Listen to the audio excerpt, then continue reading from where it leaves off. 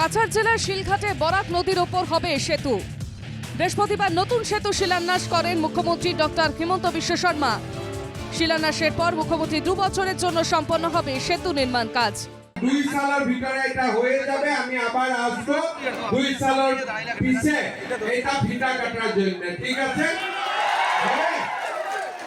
আচ্ছা, আজি মই সকলোকে অভিনন্দন জানাইছো একটা বড় হাতচাপৰি কৌশিক রায়ের জন্য। কেন কৌশিক রায় আমাকে বারবার বলছিলাম কি এই ব্রিজটা বহুত ইম্পর্টেন্ট, আর তাতকেও একটা জোর করে হাততালি মিহিরকান্তি সুমের জন্য। এই দুই ব্যক্তির জন্য আজ আপনারা এই ব্রিজটা পাইছে, ঠিক আছে? আপনারা সবাই আমাকে আরো একবার অভিনন্দন, আর আপনারা আমাকে দোয়া করতে থাকেন, আশীর্বাদ করতে থাকেন। আরো যে কাজ আছে আপনার জন্য করার জন্য আমি চেষ্টা করব, ঠিক আছে? শিলঘাটে বরাক নদীর ওপর সেতু তৈরিতে ব্যয় হবে 82 কোটি টাকা। এই সেতু তৈরি হলে উপকৃত হবেন কয়েক লক্ষ মানুষ। খুশি স্থানীয় বাসিন্দারাও। আমি অত্যন্ত খুশি।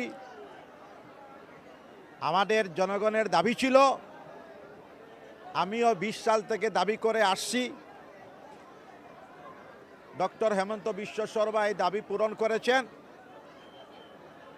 আজকে শিলান্যাস হয়েছে।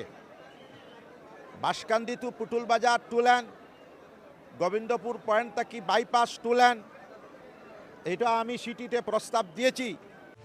এদিন বিকেলে ধলাই বিধানসভা আসনের বড় জালেঙ্গায় একটি মডেল কলেজের শিলান্যাস করেন মুখ্যমন্ত্রী। सबसे पहला जो काम है ये है शिक्षा का प्रसार करना। आज धौलाई समष्टि में हम लोगों ने ये बड़ जलेंगा में नया कॉलेज का स्थापन किया हो, लेकिन परिवर्तन ने मुझको बोला है कि बड़ जलेंगा में तो कॉलेज हो गया है, अगर बाद में संभव होगा तो हमारा नरसिंहपुर में भी और एक कॉलेज देना चाहिए। আপনারা চাই নরসিংপুরে একটা কলেজ চাই কি না চাই?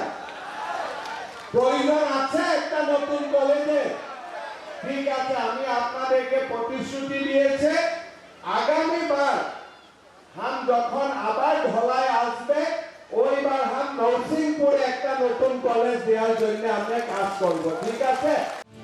সন্ধ্যায় কাছাড় ক্যান্সার হাসপাতাল পরিদর্শন করেন মুখ্যমন্ত্রী। তারপর হাসপাতাল পরিচালনা সমিতির সঙ্গে বৈঠকে মিলিত হন তিনি। শুক্রবার হাইলাকান্দি ও করিমগঞ্জে জেলা পরিদর্শন করবেন মুখ্যমন্ত্রী। শনিবার ফের ফিরে আসবেন শিলচরে। ওখানে মুখ্যমন্ত্রী একটি অনুষ্ঠানে অংশ নিয়ে গুয়াহাটি ফিরবেন মুখ্যমন্ত্রী। শিলচর থেকে পাবলু দাস ও মিষ্টু দত্তের রিপোর্ট, NKTV বাংলা।